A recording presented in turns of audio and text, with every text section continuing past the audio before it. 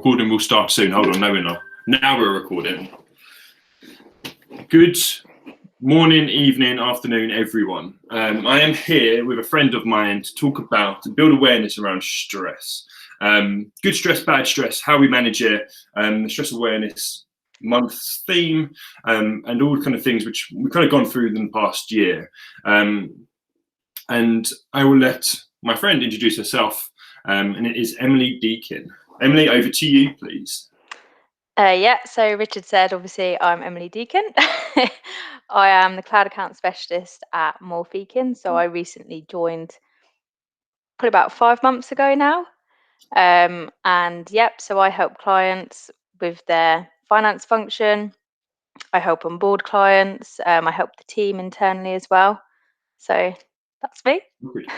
Emily, as I like to do is to start with, can you give me one positive that's happened to you this week? So a massive positive for us is actually coming back to the office. Obviously socially distanced, of course. But this is the first time that one, I've been in the office, and two, that I've actually met everybody in person now. So obviously all the onboarding, everything is being done remotely. Wicked. Yeah, because you started this new role last year, didn't you? Yep. So at the back end of last year, I made a leap of faith, and it's been pretty amazing. It's been really good actually to jump ship. It was a bit nervous, obviously, doing it in a pandemic, but really positive and really good. Wicked. I'm glad you've enjoyed going back and kind of meeting everybody. Do you know how often you'll be back? What the new future of work looks like for you at the moment? So I guess with everyone, it's very much dependent on everybody personally. Yeah. But we have the option to work from home if we want to, or we can come into the office. At the minute, it's more of like a rota basis. So we all come in on a Monday, and then it'll just be mixed around throughout the rest of the week. But in terms of going forwards, we have the option to work from home if we want to, or we can come into the office. So it's real flexi rather than kind of having set days and times and stuff. There's no kind of road on it. That's pretty cool. And I'm really interested to see what the future of work is going to look like for other companies as well, because it's obviously going to play a massive role on our kind of mental health and our well-being. So it's going to be interesting. So good insight. Thank you, Emily. So we might as well get down to the nitty-gritty straight away. My first question is, obviously this year's been a challenge, to say the least. We've had ups and downs with everything. And if we look back upon the last 12, 13 months, we've obviously had to kind of overcome some stresses. What's your year been like? And what challenges have you found and overcome, which has tested you, and you've had to kind of adapt and find a way to get over that stress and those kind of periods? I guess the biggest thing for me is obviously I've been working at home for a full year. We've been able to, and to begin with, it was like, oh, I'll see you next week. But a year later, here we are still. Now starting to slowly go back to the office. I think the thing that's probably affected me the most is actually not being able to go away for a long period of time, like on holiday, traveling, doing stuff that I really love. Probably another factor. How have you managed that? Have you taken time off?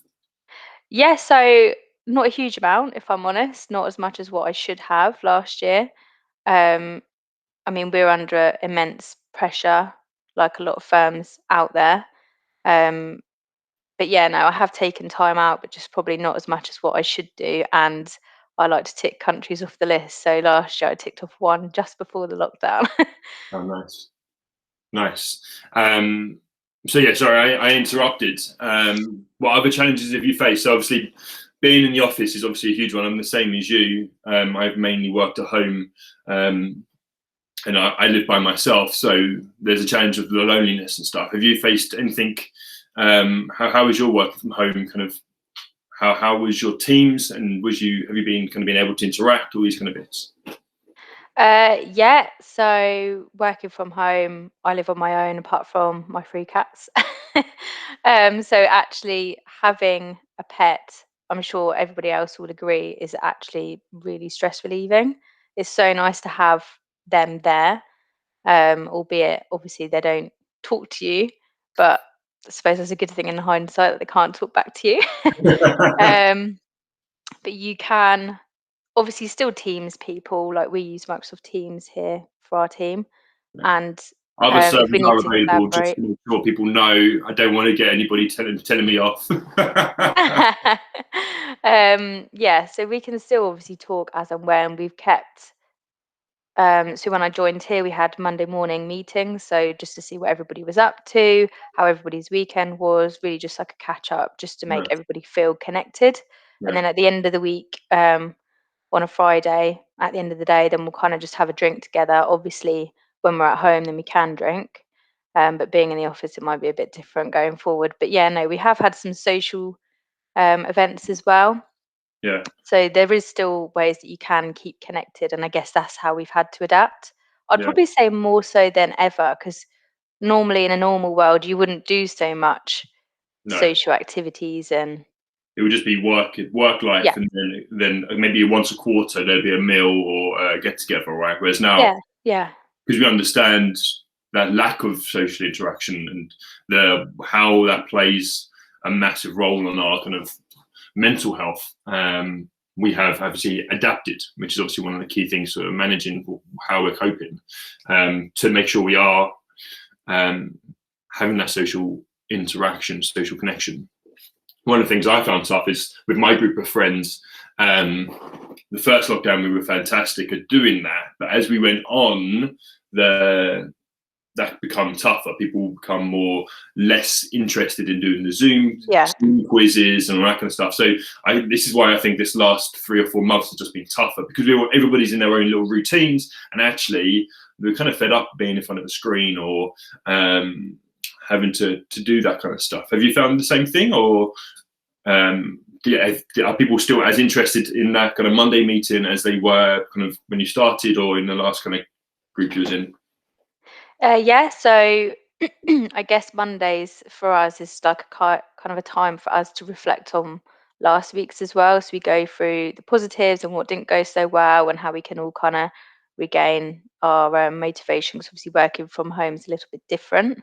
Yeah, But I'd say in terms of like friends and family as well, obviously everybody did Zoom calls weekly, and I'm pretty sure everybody's gamed out at this stage. yeah, Um, but I think for me, I just can't wait to get back to things like netball and yeah. actually have that fitness come back as well.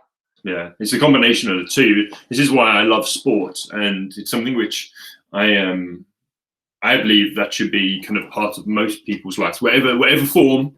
Doesn't have to be overly hard, but that it's not just the fitness element of what sport brings; it's that social interaction you get as well.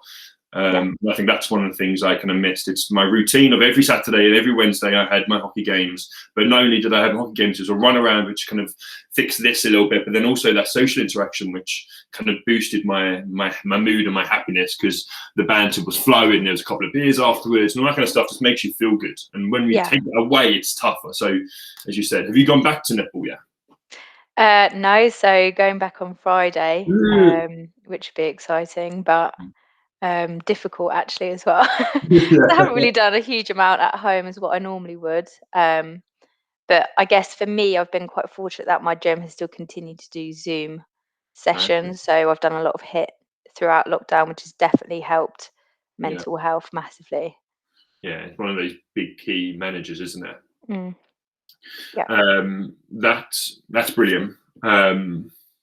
So yeah, so we're talking about kind of things you've done to manage. Obviously, you're lucky that your gym's been there. Have you done anything else which you've maybe implemented or put into your routine, or made sure you kept in your routine to make sure that you were managing your stress well?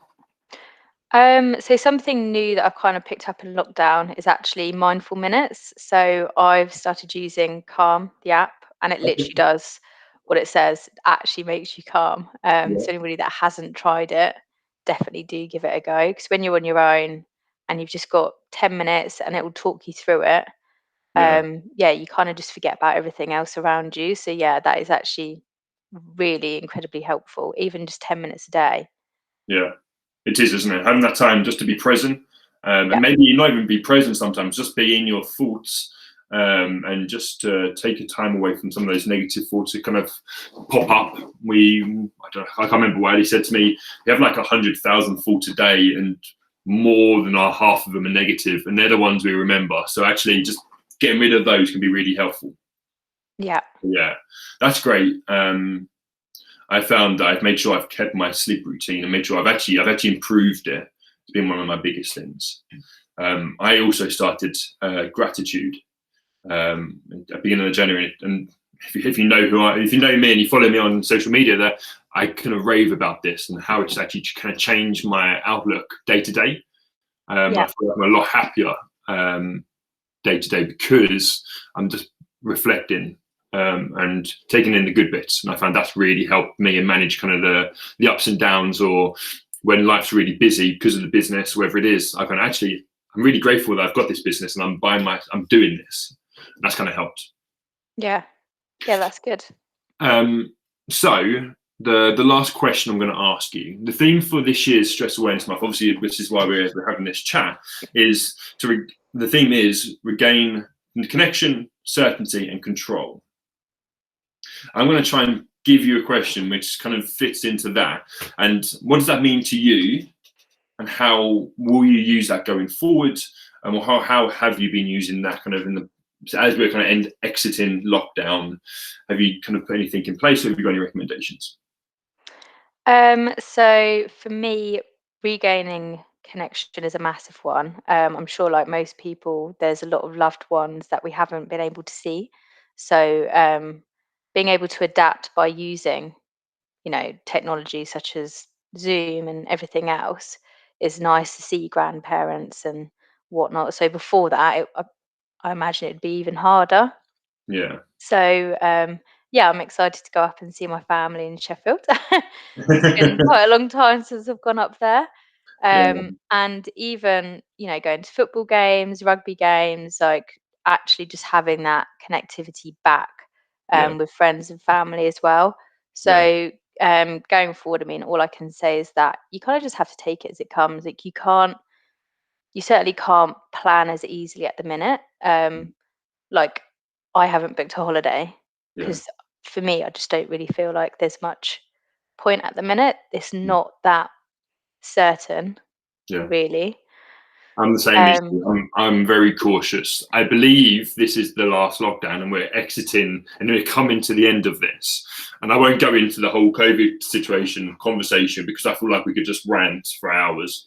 But I believe this is the last one. But there isn't that certainty there still, which makes me believe that we aren't either going to push these kind of times back or go back into another one.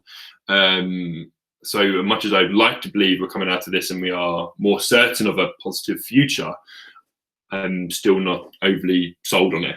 So I do have that stress there as well, but I'm trying to stay positive. yeah, I mean, slowly, obviously, everything's coming back to normal, such Yeah, as going back to sport, shops are opening, gyms, work. hairdressers, restaurants, sitting outside, whether it's Yeah, snowing, raining, like we've had in April. yeah, But yeah, no, it can only go positive from here, really. yeah. And I think one of the best things about this is we have adapted, and we've adapted to ways which we have been able to connect. My mum is now the master at a WhatsApp video call. And I'm like, okay. But now not only do I get messages, like midway through a message, I get a video call as well. I'm like, Mum, you're texting me as well. What's going on? So there are ways, and we have adapted. And I think hopefully going forward that we need to make sure we are putting time in. And I think we began to recognise the importance of these things. And that's for me. If we look at silver linings on what COVID's brought, it's really affirmed some of these things. It's Yeah, affirmed how important connection is with other people, colleagues, strangers, friends, family, on our kind of well-being, on our health, and on our kind of mood. But also, as you said, like that certainty, how that plays a role within our minds as well. And yeah, we've probably taken that for granted now. So hopefully we begin, and that's why I think the way gratitude and the reflection might come into it. Being able to be grateful and reflect on the positives can really help us kind of through that uncertain Yeah. period in these times where we're kind of not sure what's going on. But yeah, I think once we can do that, hopefully we have the control, and that kind of follows on. Yeah. Anything else, Emily? Nothing really much from me. Just to obviously keep positive and keep Yeah, mindful. Definitely try the mindful minutes because that's certainly helped me. And yeah, it'd just be nice for everybody to get back to normal. yeah, completely Maybe agree. we can meet in person. That'd be quite nice when a cup of coffee Yep. um, or a drink, maybe even a drink. Who knows? Yeah. Yeah, I think I completely agree with you. I think if we can find the way, whichever way that is that suits you, but don't some. I used to find within myself that some of these things might be a bit not. It's not going to work for me, but actually giving them a go could be the best thing you can do. Yeah. Um, Definitely. and I was the same with gratitude and reflection. It wasn't something I ever thought was going to work, but it's worked wonders. So if you are struggling, maybe give those a go. And if you are really struggling, obviously there are places you can go to help, and people want to help and support, and we want to be able to connect with people. So definitely do that. Emily, it's been awesome doing this little chat, just kind of diving into how you've managed this year, and some of the things you've kind of put into place. I think key thing is just kind of opening people's minds and opening people's eyes to kind of things we can do to manage our stress, which is kind of the kind of the ultimate goal, right? When we talk about stigma, it's just showing people what we can do. So thanks for joining me, and actually thanks for even suggesting this to start with. It's been really great. I hope people have learned stuff. If you want to find us, obviously on our LinkedIn, my LinkedIn is obviously Employees Health, Richard Turner, and Emily's is Emily Deakin. Yep. More Fekins. There you go. More Fekins is the company. Obviously, you can connect with us and learn a bit more. If you have any questions, give us a shout. Always willing to help. But yeah, take care. Thanks for having me. No problem. Question is now, I'll figure out how to turn it off. Stop recording.